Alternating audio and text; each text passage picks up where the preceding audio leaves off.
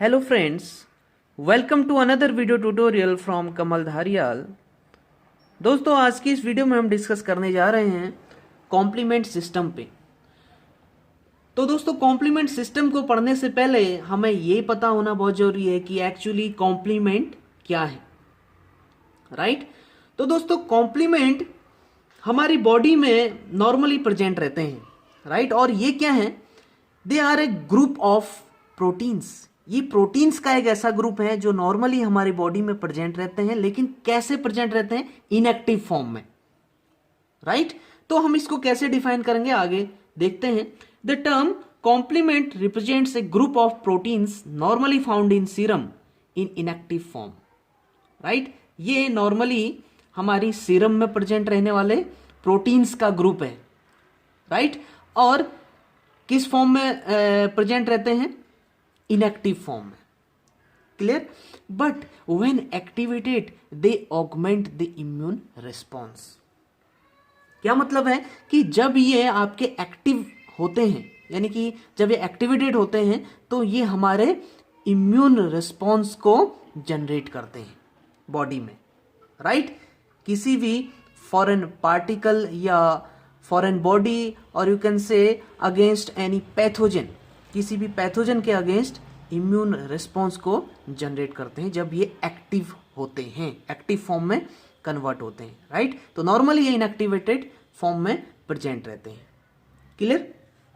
Synthesis की बात करते हैं कि नॉर्मली ये जो आपके कॉम्प्लीमेंट्स हैं, कॉम्प्लीमेंट प्रोटीन्स हैं, ये कहाँ बनती हैं, क्लियर।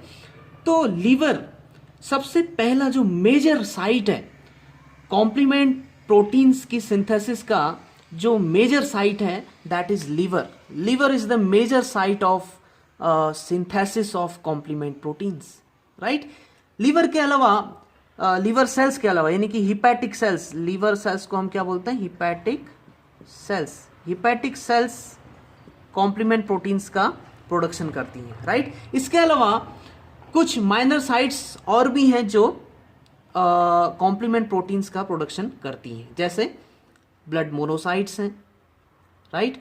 और टिश्यू मैक्रोफेजेज हैं, एपिथेलियल सेल्स ऑफ जीआईटी हैं, राइट। गैस्ट्रोइंटेस्टिनल ट्रैक्ट की एपिथेलियल सेल्स, राइट। और इसके अलावा जेनाइटो यूरिनरी ट्रैक्ट में भी आपकी कॉम्प्लीमेंट प्रोटीन्स का प्रोडक्शन होता है, लेकिन ये आपकी क्या है? माइनर साइट्स हैं। और जो मेजर साइट है कॉम्प्लीमेंट प्रोटीन्स के प्रोडक्शन की या सिंथेसिस की, वो क्या है? लीवर। लीवर में सबसे ज्यादा कॉम्प्लीमेंट प्रोटीन्स की सिंथेसिस होती है, क्लियर। तो दोस्तों कॉम्प्लीमेंट की डेफिनेशन से एक बात तो क्लियर है कि जो कॉम्प्लीमेंट प्रोटीन्स होती हैं वो हमारी किस चीज पे हेल्प करती हैं? इम्यूनिटी में हेल्प करती हैं, यानी कि आपके इम्यून सिस्टम में ये हेल्प करती हैं, यानी कि इम्यून रिस्पॉन्स को जनरेट करने में कॉम्प्लीमेंट प्रोटीन्स हेल्प करती है हमारे इम्यून सिस्टम को, राइट। तो जिससे क्या होता है कि कोई फॉरेन पार्टिकल या कोई फॉरेन बॉडी हमारी बॉडी पे एंटर किया है, राइट, तो उसको क्लियर करने में, उस पैथोजन को रिमूव करने में, राइट, या उस फॉरेन पार्टिकल को रिमूव करने में जो कॉम्प्लीमेंट प्रोटीन्स हैं वो क्या करती हैं? हमारी इम्यून सिस्टम को हेल्प प्रोवाइड करती है, क्लियर। ये बात तो क्लियर है। अब कुछ जनरल प्रॉपर्टीज की बात करते हैं कॉम्प्लीमेंट प्रोटीन्स की। तो कुछ प्रॉपर्टीज यहाँ पे हैं। सबसे पहली प्रॉपर्टी है कि ये कॉम्प्लीमेंट प्रोटीन्स आपके एंटीबॉडी के एफसी रीजन से बाइंड होते हैं। They bind to the FC region of antibody. दोस्तों अगर एंटीबॉडी के स्ट्रक्चर की हम बात करें, एक जनरल सा स्ट्रक्चर, एक रफ स्ट्रक्चर, तो ये आपका एंटीबॉडी का है जिसमें हमारी 2 हैवी चेन और 2 लाइट चेन होते हैं, राइट। तो इस एंड को हम बोलते हैं that is known as FC region, clear. तो कॉम्प्लीमेंट्स हमेशा आपकी इस एफसी रीजन पे ही बाइंड करते हैं, क्लियर। तो इस बाइंडिंग को हम अलग अलग टर्म्स से जान सकते हैं, या तो इनको बोलते हैं कॉम्प्लीमेंट फिक्सिंग या फिक्सेशन, राइट, या फिक्सिंग बोलते हैं इस बाइंडिंग को, या फिर इसको कंजप्शन भी बोल सकते हैं, कंजम्पशन, क्लियर। तो कॉम्प्लीमेंट का एफसी रीजन पे बाइंड होने को हम या तो फिक्सिंग बोलते हैं या कंजप्शन बोलते हैं। तो ये पहली प्रॉपर्टी है कॉम्प्लीमेंट प्रोटीन्स की कि ये आपके एंटीबॉडी के एफसी रीजन से बाइंड करते हैं। क्लियर। दूसरी प्रॉपर्टी है they only fix to those antibodies which are bound with antigens. Clear. अगर हम पाथवेज की बात करें कॉम्प्लीमेंट सिस्टम के, बहुत सारे पाथवेज होते हैं जिनमें से एक बहुत कॉमन है क्लासिकल पाथवे। तो क्लासिकल पाथवे में आप देखेंगे क्लासिकल पाथवे आपका एंटीबॉडी डिपेंडेंट पाथवे होता है, राइट। वो अभी हम आगे डिस्कस करेंगे। तो इसमें क्या होता है कि जो आपका कॉम्प्लीमेंट है, कॉम्प्लीमेंट केवल उस एंटीबॉडी से बाइंड होगा जो आपका एंटीजन के साथ लगा हुआ होगा, यानी कि एंटीजन एंटीबॉडी कॉम्प्लेक्स। सिंपली ये याद रखिए कि क्लासिकल पाथवे में कॉम्प्लीमेंट आपका तब फिक्स होता है जब एंटीजन एंटीबॉडी कॉम्प्लेक्स बना हो। एंटीजन एंटीबॉडी कॉम्प्लेक्स अगर बना है तो ही आपका कॉम्प्लीमेंट फिक्स होता है। किसी भी फ्री एंटीबॉडी के साथ, यानी कि अगर एंटीबॉडी फ्री फॉर्म में है तो आपका कॉम्प्लीमेंट फिक्स नहीं होगा। क्लियर। केवल तभी आपका कॉम्प्लीमेंट फिक्स होगा जब वो एंटीबॉडी आपका एंटीजन के साथ बाइंड हुआ होगा, right. Complement only fix to those antibodies which are bound with antigens. Clear. ये दूसरी प्रॉपर्टी। तीसरी प्रॉपर्टी है कि जो कॉम्प्लीमेंट प्रोटीन्स होते हैं ये स्पीसीज नॉन स्पेसिफिक होते हैं, यानी कि किसी एक स्पीसीज के कॉम्प्लीमेंट्स, अगर किसी एक कॉम्प्लीमेंट प्रोटीन्स, किसी एक स्पीसीज की कॉम्प्लीमेंट प्रोटीन्स दूसरी स्पीसीज की एंटीबॉडीज के साथ फिक्स हो सकते हैं, बाइंड हो सकते हैं, राइट। तो यहां पे स्पीसीज स्पेसिफिसिटी नहीं शो करता कॉम्प्लीमेंट, राइट। ये क्या होते हैं, स्पीसीज नॉन स्पेसिफिक होते हैं। क्लियर। आप समझ रहे होंगे कि मैं क्या कहना चाह रहा हूं कि किसी एक स्पीसीज के कॉम्प्लीमेंट दूसरे स्पीसीज की एंटीबॉडीज के साथ बाइंड हो सकते हैं। Clear. That's why they are species non specific. क्योंकि ये जो कॉम्प्लीमेंट्स होते हैं ये मैमल्स की, बर्ड्स की, एम्फीबियंस की और फिशेस के सीरम में प्रेजेंट होते हैं। सबके सीरम में ये कॉम्प्लीमेंट प्रोटीन्स प्रेजेंट होते हैं।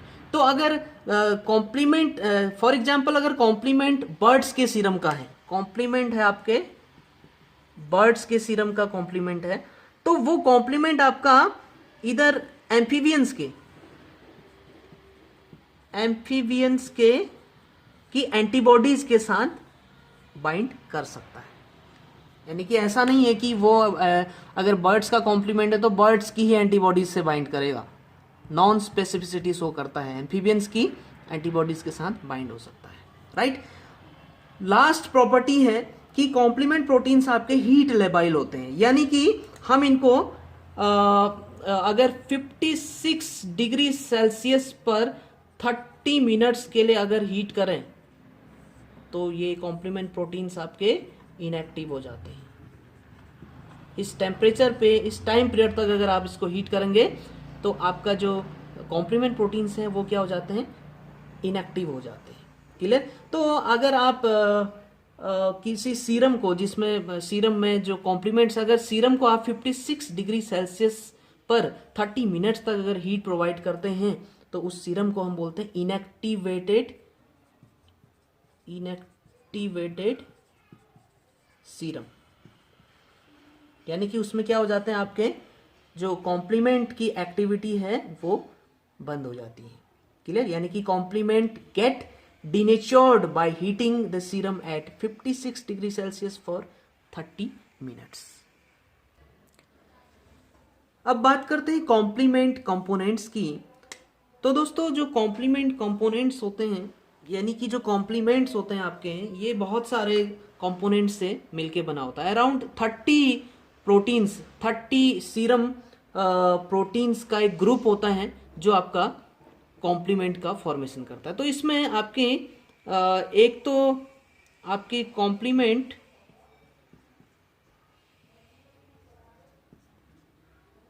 कॉम्प्लीमेंट कंपोनेंट्स होते हैं। दूसरे प्रोपर्डीन सिस्टम होता है। और तीसरा कुछ रेगुलेटरी प्रोटीन्स होते हैं। क्लियर? तो ये इन तीनों की grouping of these components, these system in 30 or more proteins। जब अराउंड 30 और मोर प्रोटीन्स कॉम्प्लीमेंट कंपोनेंट, प्रोपर्टीन सिस्टम और रेगुलेटरी प्रोटीन की फॉर्म में ग्रुप्ड होते हैं, तो ये हमारा क्या फॉर्म करते हैं? दे कंप्राइजेज ए कंप्लीट कॉम्प्लीमेंट सिस्टम। ये क्या बनाते हैं? एक कंप्लीट कॉम्प्लीमेंट सिस्टम की फॉर्मेशन करते हैं। तो कॉम्प्लीमेंट को हम रिप्रेजेंट करते हैं सिंबल सी से, राइट? तो सी आपका क्या है? कॉम्प्लीमेंट। तो कॉम्प्लीमेंट जो कंपोनेंट्स होते हैं उनकी नेमिंग हुई है न्यूमरल्स में इनकी नेमिंग की गई है। तो ये है आपके C1 to C9 तक के होते हैं। C1 से लेके C1, C2, C3, C4, C5, C6, 7, 8 and 9। C1 से लेके C9 तक के आपके कॉम्प्लीमेंट कंपोनेंट्स होते हैं। क्लियर? तो जिसमें से जो C1 है आपके, इसमें से जो C1 आपका सबसे पहला है, इसके 3 सब यूनिट्स होती हैं, C1Q, C1R एंड C1S। ये 3 इसकी क्या हैं? सब यूनिट्स हैं। क्लियर? और जो प्रोपर्टीन और रेगुलेटरी प्रोटीन्स होते हैं उनको फैक्टर C या फैक्टर D या फैक्टर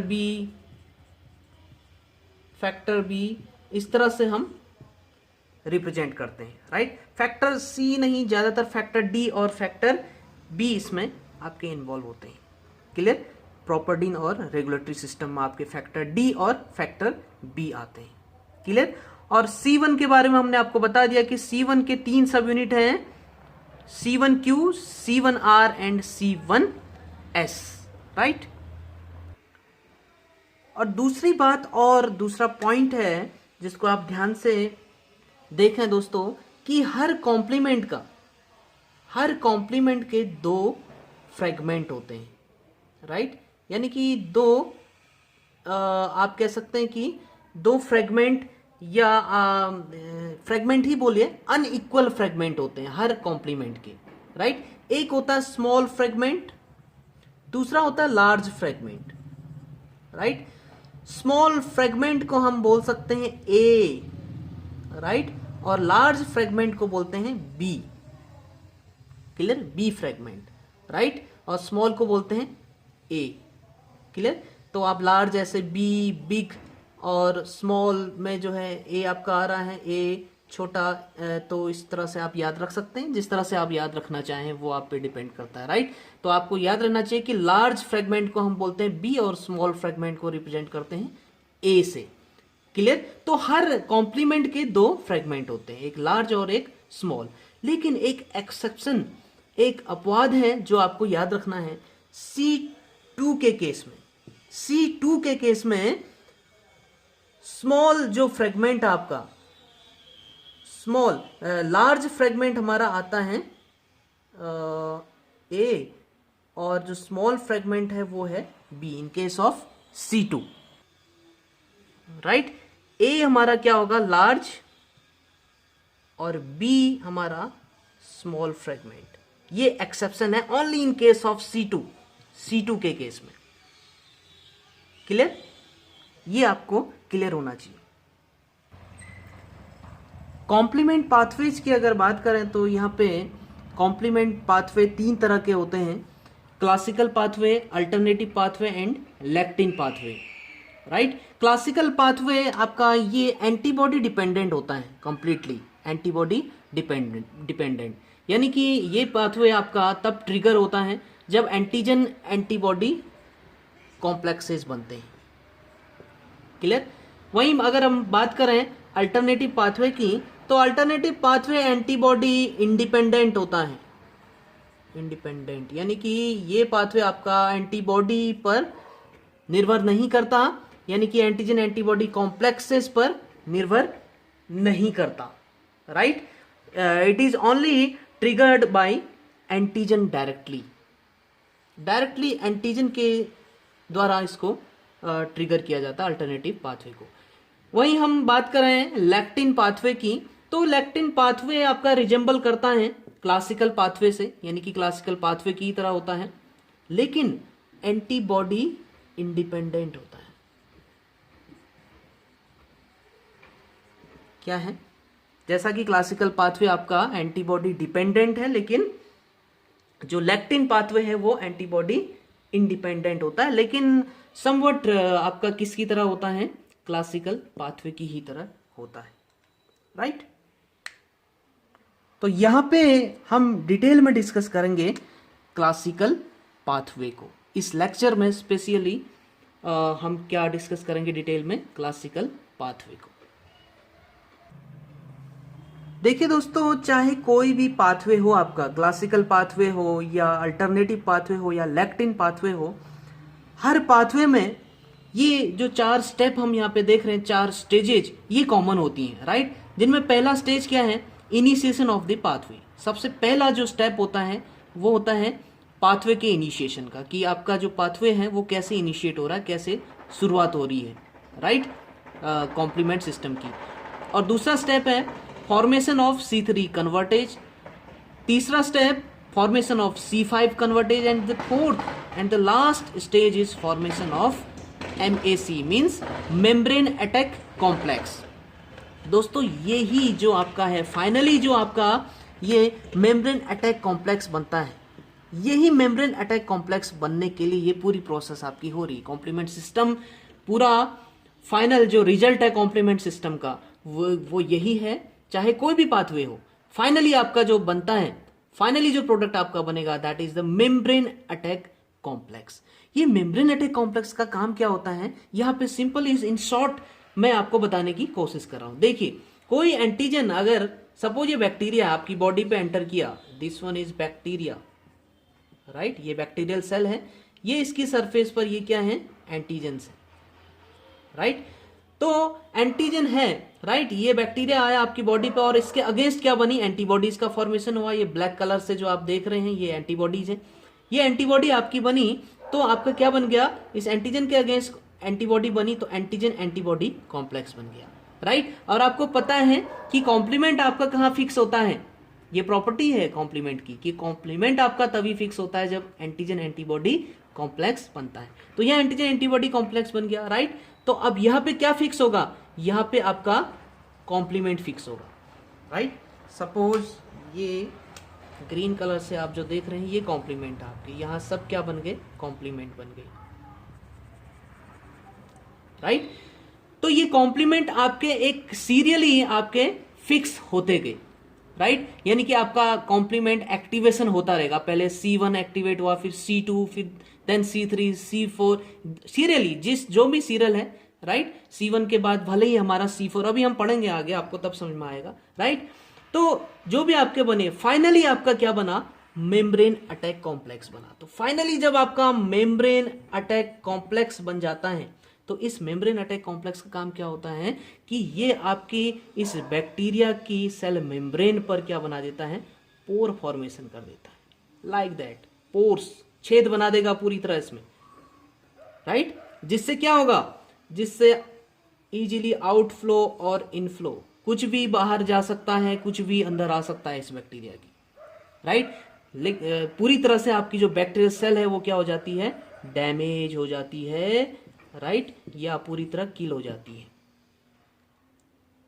क्लियर। तो मेम्ब्रेन अटैक कॉम्प्लेक्स का यही काम है कि वो बैक्टीरियल सेल मेम्ब्रेन पर क्या करता है, पोर फॉर्मेशन करता है, छेद का फॉर्मेशन करता है। तो फाइनली हमारा ये होना है। तो ये 4 स्टेज हैं। अब क्लासिकल पाथवे को हम डिटेल में डिस्कस करने जा रहे हैं, ध्यान से इसको देखिएगा। तो दोस्तों क्लासिकल पाथवे को डिटेल में डिस्कस करने से पहले कुछ पॉइंट्स आपको मैं क्लियर करा दूं कि जो कॉम्प्लीमेंट है आपका वो हर किसी एंटीबॉडी से फिक्स नहीं होता है, राइट। हर किसी एंटीबॉडी के साथ फिक्स नहीं होता है, राइट। वो केवल IgM और IgG से ही फिक्स होता है, IgM और IgG, क्लियर। और IgG की भी आपकी जो सब क्लासेज होती हैं, IgG3, IgG1 and IgG2, clear. इनसे ही सिर्फ आपका जो कॉम्प्लीमेंट है वो फिक्स होता है। और इसमें से भी इसके जो एबिलिटी, बाइंड होने की एबिलिटी का जो ऑर्डर है वो इस तरह से है, IgM मोर पोटेंट होता है, सबसे ज्यादा IgM से बाइंड होने की एबिलिटी होती है। उसके बाद फिर IgG3 के साथ, देन फिर IgG1, देन IgG2। तो सबसे कम एबिलिटी किसकी होती है? IgG2 सब क्लास की, राइट। तो सबसे ज्यादा एबिलिटी होती है IgM पे बाइंड होने की, किसकी? कॉम्प्लीमेंट प्रोटीन्स की, क्लियर। तो ये पॉइंट आप हमेशा याद रखेंगे, क्लियर। तो क्लासिकल पाथवे में सबसे पहले स्टेप की बात करते हैं, इनिशिएशन ऑफ पाथवे। तो देखिए ये आपका एंटीबॉडी डिपेंडेंट होता है। तो जब आपकी एंटीजन और एंटीबॉडी एक दूसरे के करीब आते हैं, राइट, इंट्रैक्शन होता है, क्लियर। तो आपके क्या बनते हैं? एंटीजन एंटीबॉडी का कॉम्प्लेक्स बनता है, राइट। क्या बना? एंटीजन एंटीबॉडी कॉम्प्लेक्स बना, राइट। तो ये एंटीजन एंटीबॉडी कॉम्प्लेक्स बनते ही आपका क्या होगा? जो कॉम्प्लीमेंट है वो इस कॉम्प्लेक्स की तरफ मूव करेगा, एक्टिवेट हो जाएगा, राइट। एक्टिवेट तो आप नहीं कह सकते अभी, वो क्या होगा? अभी इससे बाइंड करेगा, राइट। तो जो सबसे पहला आपका कॉम्प्लीमेंट है वो कौन सा है? C1 complement, right. तो इन प्रेजेंस ऑफ जो C1 कॉम्प्लीमेंट आपका कैल्शियम की प्रेजेंस में, कैल्शियम आयंस की प्रेजेंस में आपका ये सबसे पहले आपका एक्टिवेट होगा, राइट, बाइंड करेगा C1। कौन सा? C1।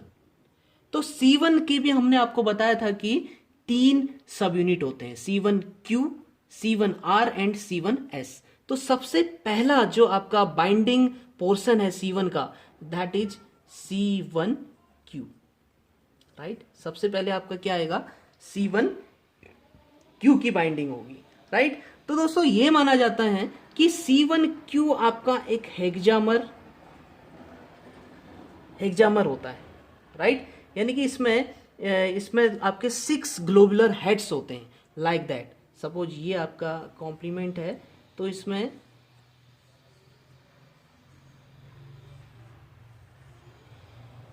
इस तरह से 1 2 3 4 5 6 ग्लोबुलर हेड्स होते हैं। तो ये आपका तब एक्टिवेट होता है, यानी कि इसके एक्टिवेशन के लिए ये जरूरी है कि कम से कम एटलीस्ट इसके 2 ग्लोबुलर हेड्स आपकी एंटीबॉडीज से बाइंड हो, राइट। तो इफेक्टिव एक्टिवेशन आपका तभी माना जाता है जब ये एटलीस्ट इसके 2 ग्लोबुलर हेड आपके बाइंड हो एंटीबॉडीज से, राइट। तो सपोज ये आपकी क्या है? ये this one is the antibody, clear. तो एक हेड इसका यहाँ बाइंड हो गया, this one is the another antibody, right. तो दूसरा हेड इसका यहाँ बाइंड हो गया, या फिर दोनों ग्लोबुलर हेड आपके एक ही एंटीबॉडी से बाइंड हो। सपोज ये आपका ये 2 ग्लोबुलर हेड्स और this one is the antibody, right. इसको हम दूसरे कलर से दिखाते, ब्लैक कलर से, राइट। तो ये आपका ये इसके ग्लोबुलर हेड्स, राइट, किसके? C1Q के, राइट। इसके 2 globular heads out of 6 globular heads, at least 2 globular heads जब इसकी एंटीबॉडी के एफसी रीजन से बाइंड हो, तब ये क्या करता है, इसमें इफेक्टिव एक्टिवेशन होता है। क्लियर? तो आपका क्या हुआ, C1Q ने आपका क्या किया, C1 जो कॉम्प्लीमेंट है उसको एक्टिवेट कर दिया, राइट। और सिक्वेंसली फिर आपका क्या होगा, C1Q से C1R और फिर आपका C1S, ये दोनों आपके क्या होते हैं, एक्टिवेट होते हैं। क्लियर? अब हमने यहाँ पे C1 के ऊपर दोस्तों ये बार लगाया, देखिए इस बार का मतलब है एक्टिवेटेड, यानी कि ये कॉम्प्लीमेंट अब आपका क्या हो गया, एक्टिवेट हो गया। C1 जो कॉम्प्लीमेंट आपका वो एक्टिवेट हो गया। तो एक्टिवेटेड कॉम्प्लीमेंट के ऊपर हम इस तरह से जो लाइन डाल रहे हैं उसको C1 बार, ये बार, इस बार का मतलब क्या है कि ये एक्टिवेटेड है, राइट। तो आपके C1Q, C1R और C1S तीनों एक्टिवेट हो चुके हैं। अब C1S जब आपका एक्टिवेट हुआ तो ये C1S आपका क्या करेगा, ये एस्ट्रेज की तरह वर्क करता है और C4 को क्लीव करेगा। तो C1 के बाद फिर आपका कौन सा कॉम्प्लीमेंट एक्टिवेट होता है, C4, राइट। तो यहाँ पे ये मैक्सिमम ये सवाल पूछा जाता है कि C1 के बाद C2 क्यों नहीं होता, राइट। तो C1 के बाद C4 इसलिए होता है क्योंकि सीक्वेंशियली, सीरियली इनको नाम दिया गया था, C1 C2 इस तरह से इनको नाम दिया गया था। तो साइंटिस्ट को जो भी कॉम्प्लीमेंट पहले मिला, राइट, तो C4 मिला तो उसका नाम क्या दे दिया, C4 दे दिया, यानी कि ये C4 एक्टिवेट हो रहा है, राइट। तो और इसको नाम क्या दिया था, C4 दिया था। क्लियर? तो ये सीरियली ऐसे नहीं होता कि पहले C1 फिर C2, ये आपको याद रखना पड़ेगा कि C1 के बाद आपका C4 ही एक्टिवेट होता है, C2 नहीं होता। C4 के बाद फिर आपका C2 एक्टिवेट होगा, राइट। तो C4 आपका एक्टिवेट किया किसने, C1S ने, ये स्ट्रेस की तरह वर्क कर रहा है। तो यहां पे क्या होगा, एक पॉइंट और याद रखेंगे कि जो C1 कॉम्प्लीमेंट है उसके 3 सब यूनिट्स होते हैं, इसमें फ्रेगमेंट नहीं होते। लेकिन उसके बाद के C2, C3, C4, C4, C5, C5 तक आपके क्या होते हैं, फ्रेगमेंट होते हैं, 2 फ्रेगमेंट, एक स्मॉल और एक लार्ज। तो C4 आपका इसका ब्रेकडाउन होता है, ये क्लीव करता है किसमें, 2 फ्रेगमेंट में, एक आपका A फ्रेगमेंट, स्मॉल फ्रेगमेंट, और दूसरा B फ्रेगमेंट। तो जो B फ्रेगमेंट है दोस्तों वो बाइंडिंग का काम करता है और A फ्रेगमेंट आपका ये डिफ्यूज अवे हो जाता है, ये हमेशा याद रखेंगे, राइट। तो यहां पे भी क्या होगा कि C4 A तो आपका डिफ्यूज अवे हो जाएगा, ये एनाफाइलोटॉक्सिन की तरह वर्क करता है, राइट। और C4B आपका कास्केड रिएक्शन में बना रहेगा, राइट। तो यहां पे क्या एक्टिवेट हो जाएगा आपका, C1 तो एक्टिवेट हो ही गया था आपका, ठीक है।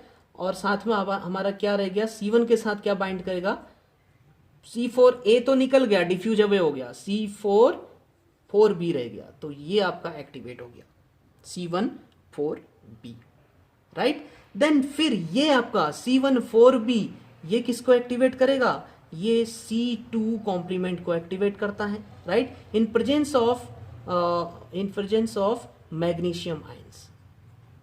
क्लियर? तो यहां पे भी क्या होगा, देखिए यहां पे आपको पता है कि C2 भी आपका क्लीव करेगा A और B फ्रेगमेंट में, लेकिन आपको पता है कि इसके केस में जो लार्ज फ्रेगमेंट है वो कौन सा, A है, और जो स्मॉल फ्रेगमेंट है वो B है। तो स्मॉल फ्रेगमेंट तो आपका डिफ्यूज अवे हो जाता है, लेकिन जो लार्ज फ्रेगमेंट है वो आपका कास्केड में बना रहता है, राइट। तो यहां पे क्या होगा, देखिए C1 आपका जो C2B है वो तो डिफ्यूज अवे हो जाएगा, राइट, लेकिन यहां क्या बना रहेगा, C14B तो है ही, और इधर क्या आ जाएगा आपका 2A आ जाएगा।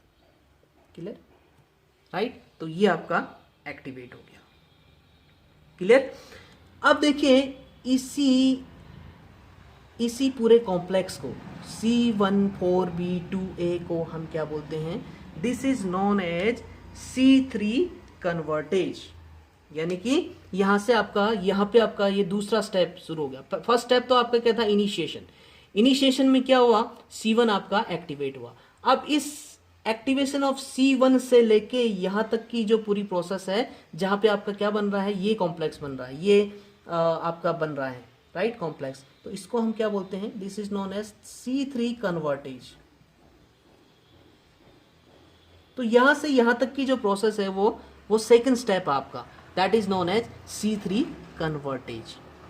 क्लियर। तो इस कॉम्प्लेक्स को C14B और 2A, C14B 2A को हम क्या बोलते हैं, C3 कन्वर्टेज बोला जाता है। क्लियर। अब ये C3 कन्वर्टेज C5 कन्वर्टेज के फॉर्मेशन को इनिशिएट करेगा, राइट। ये हाइड्रोलाइज करता है C3 को। तो C3 भी आपका, इसका भी क्लीवेज होगा, एक तो A फ्रेगमेंट और दूसरा B फ्रेगमेंट में। This one is small fragment and this one is large fragment. तो आपका जो लार्ज स्मॉल फ्रेगमेंट है C3A, राइट, वो तो आपका क्या हो जाएगा, डिफ्यूज अवे हो जाता है, राइट। और इधर क्या रह जाएगा, कास्केड में C3B आपका रह जाएगा। तो C14B क्या बन जाएगा, C14B 2A और 3B, ये आपका एक्टिवेट हो गया पूरा, राइट। C14B 2A 3B आपका ये कॉम्प्लेक्स बन गया, राइट। क्लियर। तो इसको क्या बोलते हैं, this is known as C5 convertase. C5 convertase. अब ये C5 convertase membrane attack complex के फॉर्मेशन को इनिशिएट करेगा, राइट। ये क्या बनाएगा, मेम्ब्रेन अटैक कॉम्प्लेक्स। यानी कि अब ये C5 कन्वर्टेज C5 कॉम्प्लीमेंट को एक्टिवेट करेगा। अब इससे आगे हम इधर लिख रहे हैं, राइट। तो अब आपका क्या एक्टिवेट होगा, C5 आपका एक्टिवेट होगा। तो C5 का भी आपका ब्रेकडाउन होगा A कंपोनेंट फ्रेगमेंट और B फ्रेगमेंट में। A तो आपका क्या हो जाएगा, C5A आपका डिफ्यूज अवे हो जाएगा और कास्केड में क्या रहेगा, C5B आपका एक्टिवेट हो जाएगा, C5B आपका एक्टिवेट हो जाएगा। तो दोस्तों ये C5B ये आपका एक्सट्रीमली लेवाइल होता है, बहुत ज्यादा लेवाइल होता है। तो ये जल्दी से जल्दी दूसरे कंपोनेंट आके इसको फिक्स करते हैं। कौन से कंपोनेंट,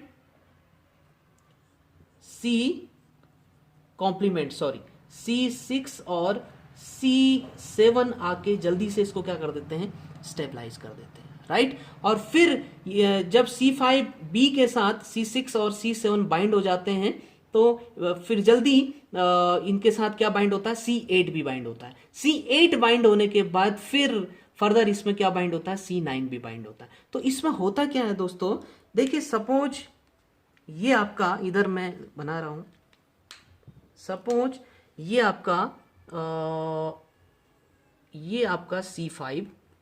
C5B है। क्लियर। और इसके साथ क्या बाइंड हुआ, इसके साथ बाइंड हुआ C7 और साथ में C6, राइट। ये C6, ये C7 और ये C5B, राइट। ये तीनों मिलके क्या बनाया, एक कॉम्प्लेक्स बनाया लाइक दैट, इस तरह से बनेगा।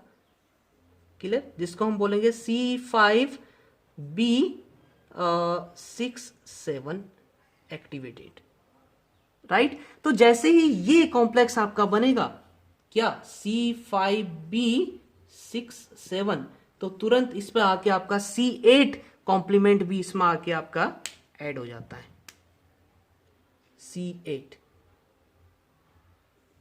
ये आपका C8, राइट। तो C8 भी इससे आके आपका बाइंड हो जाता है। क्लियर। तो ये बाइंडिंग होते ही यानी कि इस तरह का कॉम्प्लेक्स बनता है। अब इसको आप क्या बोलेंगे, C5B 6 7 8, ये आपका ऐसा बन गया, राइट। आपका इसमें C8 भी आके बाइंड हो गया। क्लियर। तो ये कॉम्प्लेक्स बनते ही फिर इसमें क्या होता है, इसकी ये कॉम्प्लेक्स आपका C5B 6 7 8, ये आपकी जो सेल मेम्ब्रेन का, यानी कि ये एंड क्या है इसका, ये हाइड्रोफोबिक एंड होता है। This one is the hydrophobic and, hydrophobic and, right. ये आपका कहां पेनिट्रेट होता है, सेल मेम्ब्रेन पे पेनिट्रेट होता है, राइट। तो जैसे ही ये सेल मेम्ब्रेन पे पेनिट्रेट होता है, क्लियर, तो इसमें कैटालिटिक एक्टिविटी आ जाती है। ये कैटालिटिक एक्टिविटी किसको इनिशिएट करती है? C9 की बाइंडिंग को एक्टिवेट करती है, इनिशिएट करती है, राइट। तो इसकी जो कैटालिटिक एक्टिविटी है वो C9 बाइंडिंग को क्या करती है? इनिशिएट करती है। क्लियर? तो देखिए जैसे ही ये C5B678 ये कॉम्प्लेक्स आपका पेनिट्रेट करता है, ये आपकी क्या है? साइटोप्लाज्मिक मेम्ब्रेन है, इसमें पेनिट्रेट करता है, ठीक है। तो ये पेनिट्रेट करते ही इसमें आपकी क्या प्रॉपर्टी जनरेट हो जाती है? इसमें कैटालिटिक प्रॉपर्टी आपकी आ जाती है, जो क्या करती है? C9 को भी अपने साथ बाइंड कर लेती है। ये जो रेड कलर से आप देख रहे हैं, दिस इज द C9। तो ये C9 कॉम्प्लीमेंट को क्या कर देती है? बाइंड, पॉलीमराइज कर देती है, अपने अराउंड क्या कर देता है? पॉलीमराइज कर देता है। तो ये पॉलीमराइजेशन हो जाता है C9 कॉम्प्लीमेंट का, राइट। तो C5B678 C9 कॉम्प्लीमेंट को क्या कर देता है? पॉलीमराइज कर देता है, जिससे इस तरह का स्ट्रक्चर बन जाता है। So this whole structure, this structure is known as membrane attack complex. Clear? This is known as membrane attack complex. Clear? तो 6-7 जब आपके बाइंड होते हैं तो ये कॉम्प्लेक्स क्या बन जाता है आपका? C5B678, right. उसके बाद फिर 6-7-8, हाँ, इससे आपका C8 भी बाइंड होगा, देन फिर आपका C9 भी बाइंड होता है, तो C5B6-7-8-9, this activated complex is known as membrane attack complex। इसको क्या बोलते हैं? membrane attack complex। तो इस तरह से आपका जो कॉम्प्लीमेंट सिस्टम है वो एक्टिवेट हो जाता है, और ये मेम्ब्रेन अटैक कॉम्प्लेक्स देन फिर कहाँ अटैक करता है? साइटोप्लाज्मिक मेम्ब्रेन पे अटैक करता है, और उस साइटोप्लाज्मिक मेम्ब्रेन पे क्या करता है? पोर फॉर्मेशन कर देता है, पोर्स का फॉर्मेशन कर देता है, राइट। क्लियर? तो दोस्तों वीडियो काफ़ी लंबा हो गया है हमारा। इसके आगे की डिटेल्स को, यानी कि कॉम्प्लीमेंट डिफिशियंसीज को हम अगले वीडियो में डिस्कस करेंगे, राइट। तो आई होप कि आपके समझ में वीडियो आया होगा। आपके समझ में अगर आया है तो प्लीज़ लाइक करिए और चैनल को सब्सक्राइब करिए। Thank you very much.